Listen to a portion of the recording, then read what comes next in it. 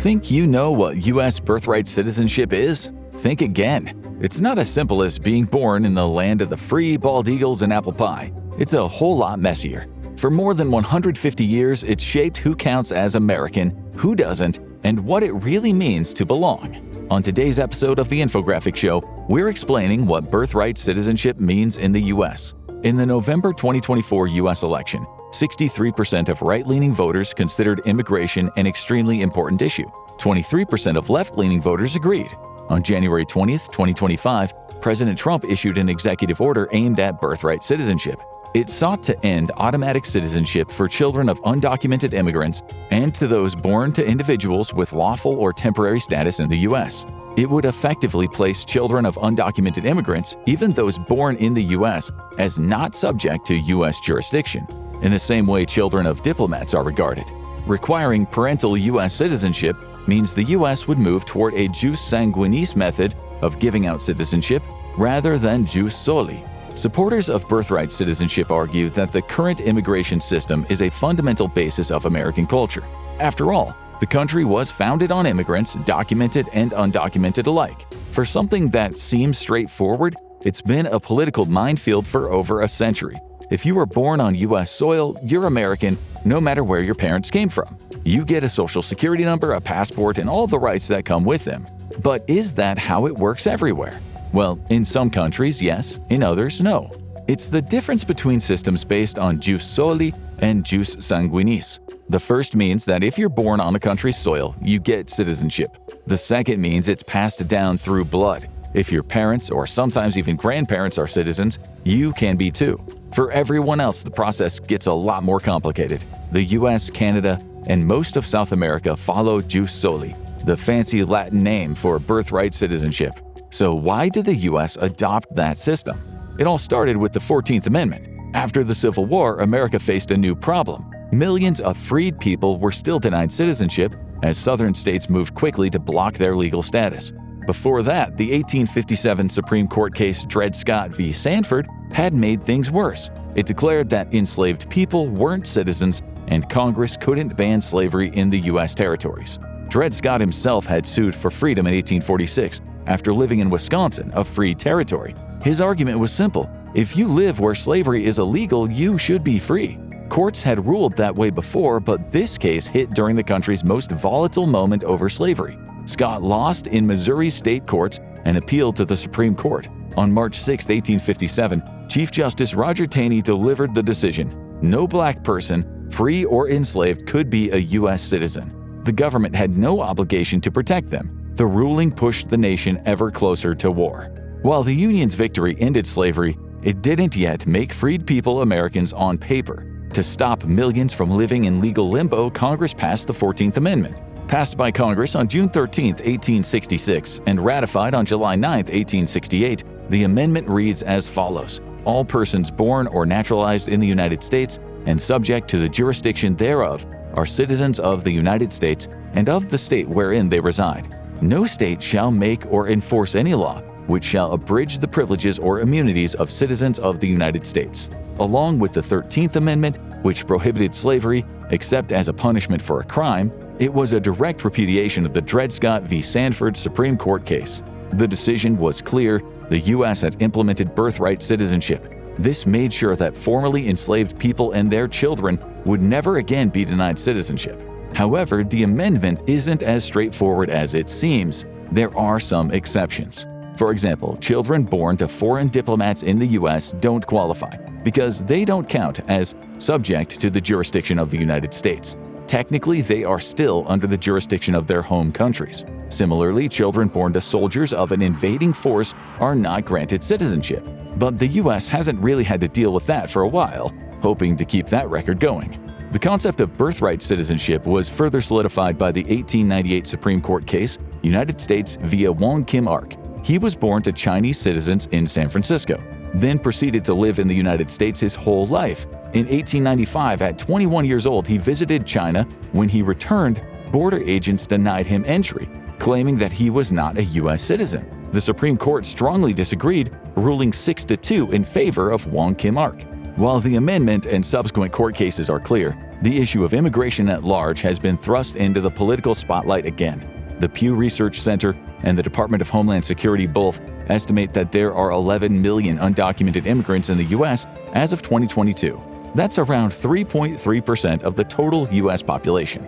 But others argue that the population of undocumented immigrants has grown too rapidly since global lockdowns, and therefore necessitate rethinking birthright citizenship. As many countries' economies melted down after the 2020 pandemic, the U.S. experienced the strongest financial rebound internationally. Undocumented immigrants came streaming into the country as a result, making up 4.1% of the U.S. population by 2023. Some observers argued that the surge was short-lived, beginning in early 2024, especially after the introduction of the stricter asylum eligibility rules at the U.S.-Mexico border.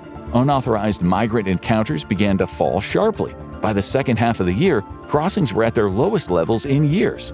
According to U.S. Customs and Border Protection, encounters at ports of entry fell steadily, dropping about 60% between May and December. By the end of the year, Border Patrol encounters had plunged even further, down 81% compared to December 2023. Besides, supporters of Jus Soli argue that in a practical sense it also prevents statelessness, which is even more of a concern when you break down what countries most undocumented immigrants come from. 80% of undocumented immigrants in the U.S. are from Latin America and the Caribbean. Most of those countries have Jus Soli laws. If a child is born to undocumented parents from Latin America in the United States, they run the risk of having no legal state whatsoever, since they weren't born back in their parents' countries. Children of parents coming from some Latin American countries might get automatic citizenship there, but that is not true for most. For example, if their parents are from Brazil and didn't register their birth with Brazilian authorities, something that is unlikely when you're living under the radar abroad, they'd have to go through a lengthy legal process once they turn 18, leaving their status before that a bit iffy. Some Latin American countries also require the children to come back and live in that country to get full citizenship. And while a year on a beach in Rio de Janeiro sounds nice just about now, not everyone wants to do that or even can.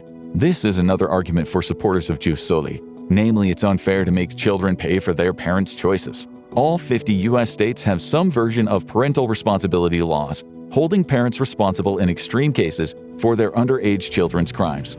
But only 29 states have filial responsibility laws, and that's only in a limited financial sense, not in a criminal one. Basically, the only laws like that say that kids can be held responsible for their parents' medical bills if the parents can't pay. But if the kids can't pay either, that's usually fine too. The legal framework in the U.S. is clearly against holding children responsible for their parents' actions. Not to mention, as supporters argue, being in the U.S. without legal paperwork is a lesser crime, a civil violation to be exact. The first offense of illegal entry into the U.S. is punishable by a fine, up to 6 months in jail, or both. These are similar to violating and sentencing guidelines for things like shoplifting and first-time drug possession for personal use. Re-entry after deportation or refusal is a felony. That carries a maximum sentence of 2 years in prison. Still on the light side as far as crimes go.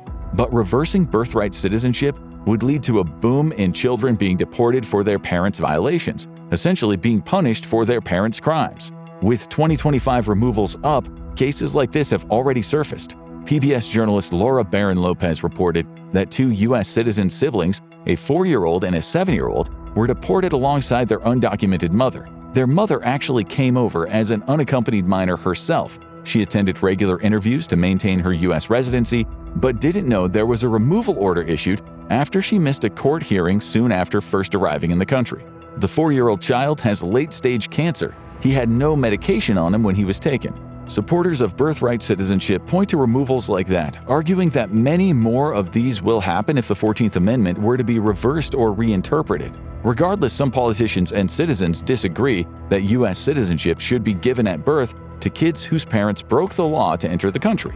For starters, what about the problem of birth tourism? After all, one logical argument is that if the U.S. hands out citizenship to anyone born on its soil, parents can fly in, give birth, and then that kid becomes a U.S. citizen for life because of their parents' 2-week vacation in Miami. Exact figures for birth tourism are hard to determine because of the political motivations of institutions reporting them on both sides. In January 2020, the Center for Immigration Studies, or CIS, estimates that birth tourism resulted in 33,000 births per year to women in the U.S. on tourist visas. This made their children U.S. citizens from their first moment on the earth. However, they received criticism for their method of counting, and they revised the figure down to 20,000 to 26,000 births to mothers on tourist visas. The Niskanen Center pushed back on that data. They compared CDC numbers with CIS's findings. Immigration articles are a medley of abbreviations, and they found that CIS had counted children born to long-term legal non-citizen residents as tourist births. They also included mothers born in U.S. territories like Puerto Rico in their foreign-born data. Niskanen's count put the number of birth tourism babies between 1,000 and 11,000. Since one organization advocates for stricter immigration laws and the other advocates for more pro-immigration policies, we'll put that number somewhere in the middle. In 2024, over 3.6 million babies were born in the U.S. This puts the percentage of children born as a result of birth tourism between 0.03% at the lowest and 1.1% at the highest. No matter what the numbers are, though, it does still happen. And 21 years later, with the U.S. legal system, that means that their parents can immigrate with them into the United States. In fact, entire businesses have sprung up to help some people give birth, including the company Miami Mama, which somehow is not a tiki bar or an escort service for those who prefer older women. It took payment from hundreds of pregnant Russian women to give birth in the U.S. Their service cost between $20,000 and $50,000 per birth to arrange travel documents, accommodations, and hospital stays in Florida. The countries whose citizens most often engage in birth tourism are Russia, China, and Nigeria. Generally, birth tourists are on the wealthier side, as staying in the U.S. for that long and paying for medical care is on the high end of the spectrum. On average, it costs $18,900 to give birth in the U.S. Without insurance, it can cost between $30,000 and $50,000, depending on if a C-section is required. And that alone should be enough to keep most potential birth tourism mothers away. That brings us to the next point opponents of birthright citizenship make.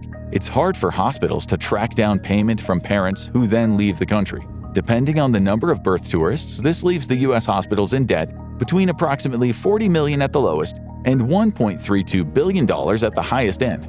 That's assuming not even one birth tourist pays, of course. And what about the financial burden of children born to undocumented immigrants? The Center for Migration Studies, or CMS, found that in 2014, about 5.7 million U.S.-born children lived in a household with at least one undocumented family member, usually a parent. Undocumented immigrants themselves aren't eligible for the majority of federal and state benefits short of a life or death scenario. For example, emergency Medicaid and treatment in emergency rooms. But their U.S.-born children can receive all benefits that they're eligible for, plus other taxpayer-funded services like a public school education. Getting exact numbers is difficult, but one estimate from the Congressional Budget Office offers a clue. Between 2017 and 2023, about $27 billion was spent on emergency Medicaid services for non-citizens. That's roughly $4.5 billion every year. Epic for America found that 1.5 million non-citizens collected around $4.2 billion in food stamp benefits. They were likely applying for their children via the SNAP program, as they themselves aren't eligible. After all, children of undocumented immigrants, even those born in the U.S., are at a higher risk of food insecurity, mainly due to their parents' relatively low wages and poverty in their family.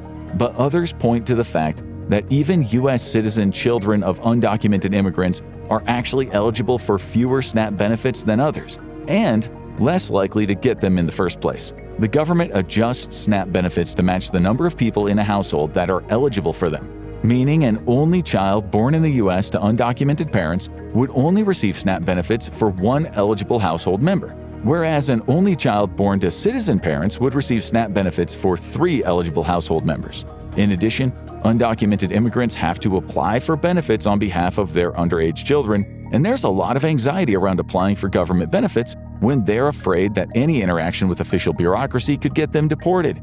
Organizations like Hunger Free Colorado have to assure undocumented immigrants that applying for SNAP won't put them at risk of deportation or affect their eligibility for U.S. citizenship in the long run. So, does it all balance out? Kind of. Opponents of birthright citizenship argue that the costs of taking care of undocumented immigrants and their children still add up to at least $10 billion. However, supporters point out that undocumented immigrants pay way more in taxes than they and their US-born children get in benefits. In fact, one study by the Institute on Taxation and Economic Policy, or ITEP, found that undocumented immigrants pay higher tax rates than the top 1% of income earners in 40 states. To be fair, that's not because they pay so much, but rather because the 1% of earners generally find ways to pay very little. ITEP found that in 2022, undocumented immigrants contributed $96.7 billion in taxes. $59.4 billion went to the federal government. Meanwhile, $37.3 billion went to state and local governments. This amounted to around $8,900 per person in 2022. Most of the taxes were paid through payroll taxes, including Social Security taxes, Medicare taxes, and unemployment insurance taxes. Though undocumented immigrants can't get Social Security numbers, they can get an ITIN, an individual taxpayer identification number, which functions similarly, if not identically, when it comes to taxes. So, you can't access benefits, but you can enjoy the U.S. advantage of paying taxes. However, those amounts per person don't include the benefits that go to their children. A U.S.-born child of an undocumented immigrant can qualify for a maximum of just over $3,700 in SNAP benefits. But when you add in education costs, covered by federal, state, and local governments, plus school themselves, the total averages to around $15,900 per year. But only around 49% of undocumented immigrants have underage children in the house. Not all of them apply for SNAP benefits either, for the reasons we've already covered. So while the numbers aren't exact and they are quite messy, it does seem undocumented immigrants' tax burden and the money spent on their US-born children sort of evens out. There's also the issue that ending birthright citizenship would actually worsen the other issue that most opponents to jus soli have. Namely, it would automatically increase the number of undocumented immigrants in the US. One estimate shows that if birthright citizenship were ended this year, the unauthorized population in the US would increase by an additional 2.7 million by 2045 and by an additional 5.4 million by 2075. Approximately 255,000 babies per year would be affected, born in the US without citizenship and with the potential to not be able to acquire any citizenship, or at the very least not for a while. Of course, others argue that you could just deport all the undocumented parents, solving that issue as well. This would require an enormous amount of financial resources, in addition to the lost tax revenue from the undocumented workers, to the tune of $20 billion per 1 million people just to apprehend and deport them. That sums up to $220 billion for all current existing undocumented immigrants. Supporters of birthright citizenship also argue that legalizing those born in the U.S. would be an overall financial boon. The same report that found undocumented immigrants pay nearly $100 billion in taxes also estimated that with legal work authorization, they would contribute about $40.2 billion more each year. This extra tax revenue will apply to their U.S.-born children once they reach working age, and the children themselves can end up driving the economy. Many studies have found that immigrants, including documented and undocumented, and their children are way more likely to be entrepreneurs. While only 14.3% of the U.S. population at large are immigrants, around 23.6% of entrepreneurs are immigrants. When it comes to undocumented immigrants, only 10% of the working-age undocumented population consisted of entrepreneurs. They created American jobs and generated $17.2 billion in business income during the year when the study was done, 2014. That is despite huge obstacles in financing and licensing, among other things, due to their undocumented status. Their children were more likely to be entrepreneurial as well. After all the policies and the numbers, what do Americans actually think? The Pew Research Center surveyed U.S. adults in April 2025 on whether parents of undocumented immigrants should have U.S. citizenship. The result? Split almost down the middle. 50% of U.S. adults said they should have U.S. citizenship, but 49% said they should not. This isn't a new trend either. The results are almost unchanged since a similar survey back in April 2024. However, when asked about birthright citizenship in general, people's views are a bit different. An Ipsos poll in May 2025 found that 53% of Americans oppose ending birthright citizenship. That's about the same as those who opposed it 3 months earlier, 54%. About 28% say they support ending birthright citizenship, and 17% just aren't sure. Interestingly, as immigration enforcement has ramped up, support for ending birthright citizenship has actually softened among Republicans, a group that once ranked immigration among their top concerns. While 56% supported ending birthright citizenship in February 2025, only 48% supported it 3 months later. Around 11% of Democrats support ending jus soli as well. Globally, though dozens of countries have birthright citizenship, the US is one of the few high-income countries that still practices it. Many European nations, for example, require residency or parental ties to give people citizenship.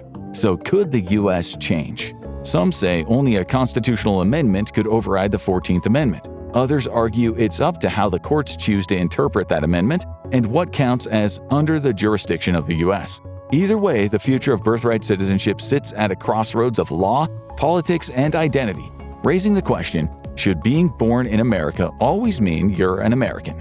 Birthright citizenship shows what it means to become an American, but how do Americans see the rest of the world? Watch what Americans really think of other countries to find out, or click on this video instead.